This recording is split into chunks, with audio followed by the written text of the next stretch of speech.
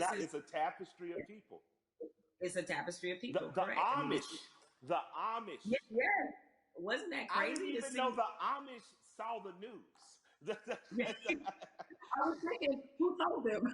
Right? Yeah, I was like, how did it, I was, right? I was, So, I was so impressed though. I was so yeah, thankful. My heart was very filled with impressive. joy. Yeah, so you're seeing all these different types of people that you never thought this issue would resonate with them. It kind of reminds me of your music. Your music is unapologetically pro-black, unapologetically, Yes, right?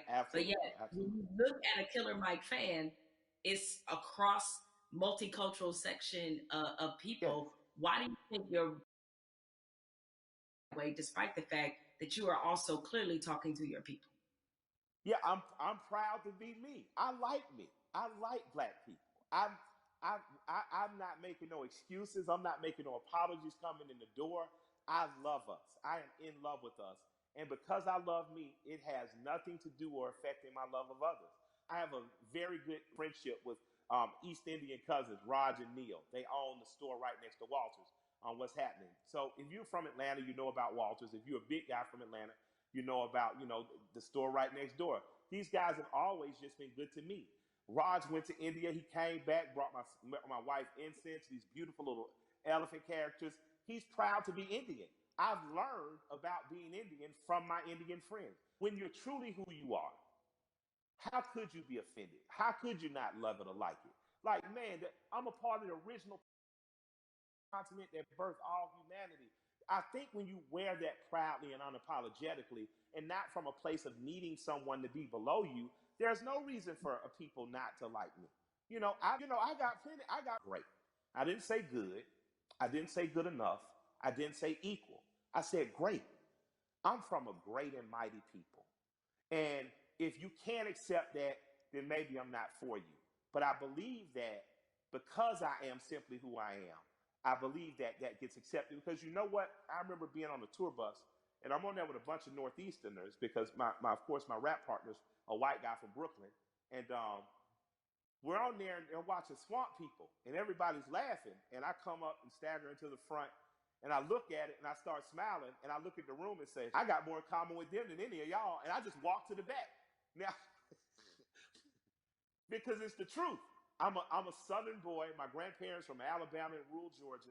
I grew up more like people on those shows. So I think across cultural lines and across racial lines, people identify with me, but just because I'm your typical American guy. And I have some special things. I'm not going to deny that I'm special. I was a smart kid, went to Morehouse, had an understanding of some cool stuff. I married a beautiful woman, that helps. But I think that ultimately what resonates with people is that I'm a regular guy. One of my best friends in the world is a white guy from Brooklyn. So I think that people understand that I have the ability not to look past your race or ethnicity, not to look past who you are culturally, but to look at it and love it and learn from it without wanting to co-opt it or be it. What you're talking about in a very succinct and robust way is really allyship, and that's been a Absolutely. word that, yeah, you have a lot of, it sounds like you have a lot of really great allies that are in your life now. In this moment, I've gotten the question constantly, I assume you have too, about how to be an ally. What do I have to do? Right? I've had so many conversations with white people, like really good friends of mine, in the last Yeah. 2 weeks, where all right, guys, I appreciate your enthusiasm, but Yeah. But hold on. Hold on. hold on a second, just relax. But Absolutely. I, nevertheless, that being said, is that what would you say to somebody who wants to not only be an ally but be a good ally? If you want to be a good ally in this moment, white corporation, white person with the means, that's a worthy allyship. On a ground level, if you're just working hard every week, you don't know what to do, you're an electrician, you're a plumber, grab one young man who doesn't look like you, a young woman, and teach them that trade. That's allyship. Allyship isn't just throwing the money, but if you got the big money, put it towards somewhere. But on a very real and basic level, my son had an accident with a man named Keith. I bought my son a car. My son Malik, with a very pretty girl in the front seat, rear-ended this guy Keith. Uh, Calls me. I pull up to Keith and the police officer. I say, if he'll allow me to handle this privately, I just don't want to call my insurance company because, I had just got in an accident. I drive fast. My son Keith, in good faith, gave me the opportunity to do that, and me and this man became friends. I'm literally friends with this white man who told me about Atlanta pre-white flight and desegregation, who's taught me about fatherhood and the importance of presence in your child's life. That doesn't happen if we're not open for it to happen. So an allyship with white people doesn't have to be an organization of saving the world, but you do have to do what me and Keith did. You do have to, on blind faith, trust someone who doesn't look like you and allow that person to educate you. So an allyship is not just calling your black friend saying what I do. It's going to black organizations that might be local and saying, what am I do? It's calling your friend and saying, what's the next thing you're doing? And I want to be an extra set of hands. Doesn't mean you get to go to the black people meeting, but it does mean that they say, I'm going to feed people on Skid Row. You show up, and you show up with empathy and care, and you do it. And I'm going to tell you, we need doctors in that space. We need lawyers in that space. We need legislators in that space. We need the people who are really empowered to be in that space, because there's some things that need to happen on ground level that once the grassroots people have gotten it here, there needs to be money put behind these things. A lot of the problems that we have now that are erupting could have been solved in 96, 2006, 2016, and all these other years, but we chose not to because we trusted the right thing's going to happen. Right thing's not going to happen unless we make it. And after that, you have the potential to truly be brothers and sisters. You have the potential to be past the letting cultural, national, religious markers evict the fact that I know that I'm talking and I'm with a human being, and at our very core, past any physical difference, my job is to honor the soul of that other human being. So there's no need to have allies because I'm not at war. I truly have a brother and sister. There's no need to have an ally because there's no threat of war. I refuse to send any 18-year-old boy or girl off to die. And that has to be something that's much, much deeper than policy, much, much deeper than the human condition in the last 500 years. We have to get back to that. So that's my humble opinion. I don't know, where that takes white America, but I hope we stay standing up, fighting together. Mike, we've been having this great conversation, and a lot of people watching, they probably want to know, because again, these things happen in flashes where 1 minute we're talking about this, everybody's fired up, everybody's willing to do things, and then the next minute, the momentum dies. So how can the people who are watching now, how can they keep this conversation, this action, this momentum going? Take this conversation, get 8 to 10 people around you, your neighbors and people who live within 10 square miles, and start to see what you can do to affect. And then connect with other people that may be in closer proximity, 30, 40, 50 miles, even another city or places that are doing it right, in other places. Connect with those people and just if all of us do a little bit, no one has to do a lot. If all of us do a little, if all of us pick a little to do, no one will have to do a lot. That's a word right there. If we all do a little bit, nobody has to do a lot. Has to do a lot, absolutely. Nobody has to do a lot. Mike, I have enjoyed this conversation like I enjoy every conversation with you. I can certainly talk to you. Yes, it is mutual. The mutual respect and love of society right here. Thank you. And more importantly, thank you for everything you do on the ground. I mean, so many people, I knew that you tell the truth the way it needs to be told, but a lot of people during this time of crisis have been exposed to you and understand that, you really are for the people. This is called We the People. This is you all day long. So thank you for all the work and all the inspiration, all the words, everything that you're adding to this conversation, and more importantly, to this action. With that said, we have to say goodbye, but we don't have to get out of here just yet, because I'm gonna toss this on to my brother, Van Jules, who can take it from here.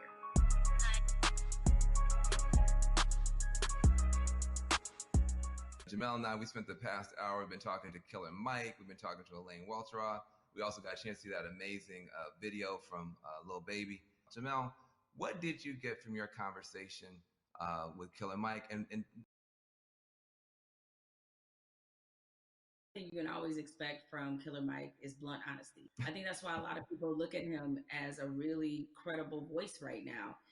He's honest about what he knows and honest about what he doesn't know. So I think when you have those elements, that's going to always make for a pretty good conversation.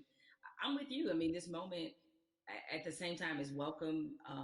It's also a little bit surreal in terms of what took us so long to get here, to make sure that we're not always starting from ground zero every time we have to have a significant conversation about race in this country. Why do you think it's different this time? Because I mean, there have been videos before, and yet people still now act like they're shocked. Help me understand what's different this time from your point of view. What's your theory? It's two things that I think stood out about the George Floyd video. One, there was no yeah, but. And granted, in my mind, we've seen videos where there was no yeah, but people nevertheless invented a yeah, but. But in this one, there really wasn't one, even if you were Stretch Armstrong trying to stretch and find one, there just wasn't one. What always has just stuck with me is the look on this officer's face as he was kneeling on George Floyd's neck. It was so cold. It was as if this were Thursday. And he showed such little emotion, remorse, any emotion you want to name. He didn't show any of that as he killed a man in the middle of the street with bystanders looking on. So I think that situation, coupled with the fact we had already been reeling from Ahmaud Arbery, we had already been reeling from Breonna Taylor. And even though the situation wasn't fatal, there was definitely a storm of frustration at what happened with Christian Cooper. So this all together leads us to this moment where finally, even the most adamant naysayers who wanted to pretend as if this wasn't a structural problem, what could they say? I mean, there was nothing else that could be said. And I think everybody who was already fed up decided now is the moment, now is the time. The world has slowed down because of COVID-19. If we are going to address this, this needs to happen now. I've never seen 20, 30 million white people asking black people for leadership. That's interesting because they start, well, what do you want me to do? I'm like, well, I don't know. Google is a powerful tool. I don't know. I'm realizing now, though, that this is an honest question. How do you think that we as African Americans and our allies can rise to meet a moment like this and actually accept the fact that we may actually have a couple million new allies? And how do we deal with that? That's new for us. I'm glad you used the word leadership because there's a difference between us being put in a leadership position and us being put in an educational position. The educational part, we are long past, right? Like we don't want to be educating anybody else about race. We're not here to soothe you. We're not here to make you feel better. But leadership is something different. And it looks different depending on how you want us to take that leadership. Certainly, we are accustomed to being a voice on these issues. We're accustomed to setting the agenda. It's fine if we continue to lead in that direction. I think what we're looking for is if this were, a relay race, we want to pass the baton and we want you to be able to say, okay, here's what we've been feeling about this issue. Here's what needs to happen to change it. The other hard and as fast as we are. Because if you're not, that's why we remain stuck in the flying pattern that we've been in for hundreds of years and decades as we've tried to reconcile this issue. So we have to figure out what is the most useful way of allyship. We see a lot of people throwing statements around. We see a lot of people throwing money around. We need that to be a focused effort, and more importantly, to be vocal about it. I can't take any more double-sidedness. There can be no more other siderisms. If I may make up a word, meaning that you give over here and you're a company that is like, yeah, Black Lives Matter, except for in my boardroom where they don't, or except for in my organizational chart where they don't. So I'm done with that, right? That's great. Charity's great.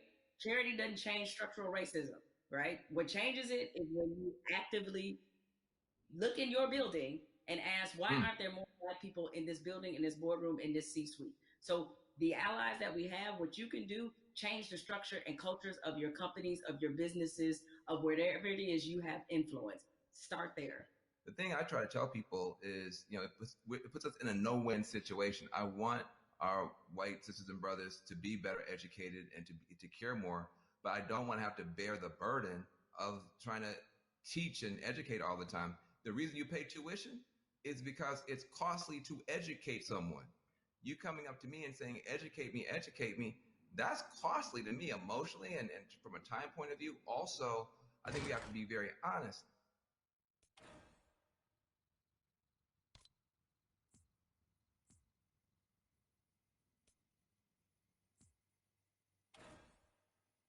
Which is the history of race in America is just as complicated as Russian.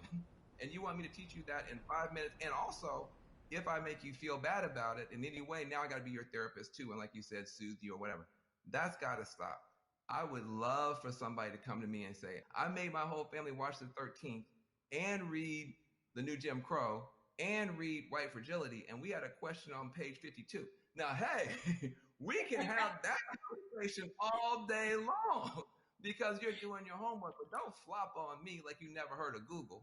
If you wanted to know about cryptocurrencies or whatever, you find that stuff out before any black person ever heard of it. So I'm sure you can educate yourself about anything you want to know. I have to say something to you because I've never gotten a chance to talk to you. I feel like I know you because I'm such a big, mad, crazy Stan and fan. But I love you to death. I just am so proud of you. I'm saying proud of you almost as Patrick. I am so proud that you exist. Where do you find the strength to continue to do what you're doing and say what you're saying, even in the face of opposition, to the point where now the whole world has to listen to you? Where did you find the strength when they weren't listening? I guess maybe this is just part of the Black woman's condition, is that we don't know any other way. And most of us, I come from a line of Black women who were just like this. My mother's like this. My grandmother was like this, where it's the old phrase we've all used as Black people, making a way out of no way.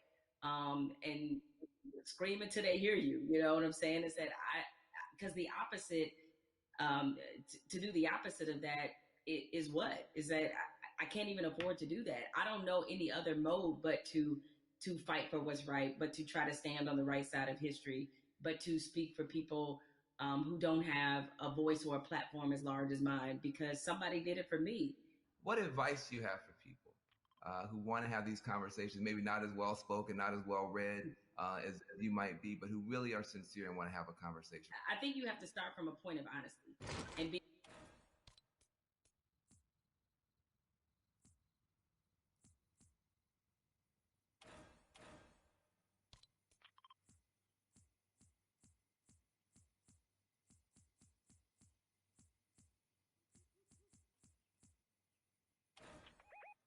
Advice is to always start from the point of truth and honesty and self-awareness, and you'd be surprised what you can get accomplished just by digging into those things. I mean, if you know you come from a racist background, or if you come from where race was talking about a certain way, be honest about what those conversations were and what they taught you, and ask yourself, is this the kind of person that you really want to be? Yeah, I feel like there's a 21st century mindset and a 21st century skill set that everybody's going to need a mindset of empathy. I mean, we're going to be dealing with people, every color, flavor, every kind of human being ever born. We all have to deal with each other now because of the internet, because of just the world economy. You're going to be competing against people in China and Nigeria. That's just the world. So you have to have a mindset of empathy to really try to understand where people are coming from. You have to have a skill set of listening. If you understand this conversation, you can talk to black folk and brown folk and Muslims, everybody else. So we're trying to confer a benefit to you. We're trying to make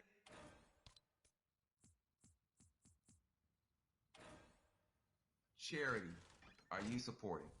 Well, as some people can maybe see my T-shirt, it says "Support Black Journalists." Right? The lack of still Black journalists in most newsrooms is pretty appalling.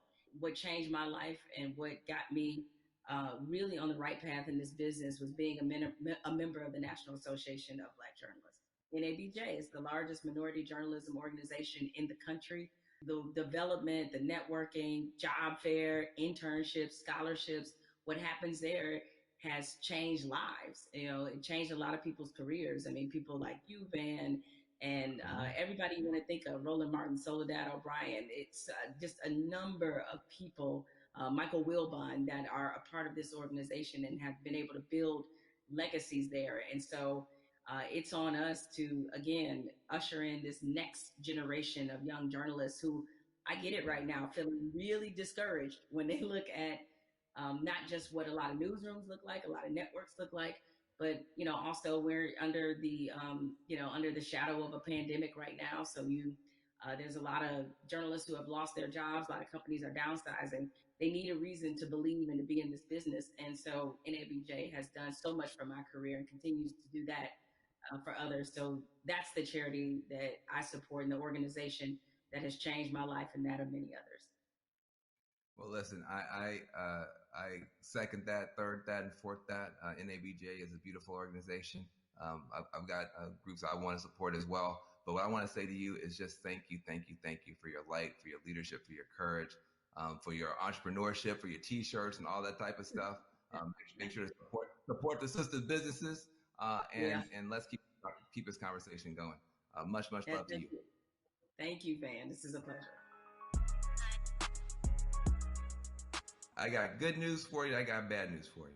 The good news is that people are activating all around the world, all across the planet for change. That is a powerful moment. Here's the bad news. Unfortunately, this is not a one answer fixes everything situation. We're talking about systemic problems, which means it's not just one law or one person. You need 360 degrees of change to shift to get the outcome that's right. But we can get there if we keep talking, if we keep working, if we keep building. And if we do that, we can reshape America. That can be done. It's been done in the past. We can move the whole world in a better direction. So I hope that your cell phone right now is full of screenshots of these tools that we've been trying to give you to continue taking action from this virtual town hall. When the stream ends, the conversation should not end. We got to keep pushing. We got to keep going. We are in an important moment in history.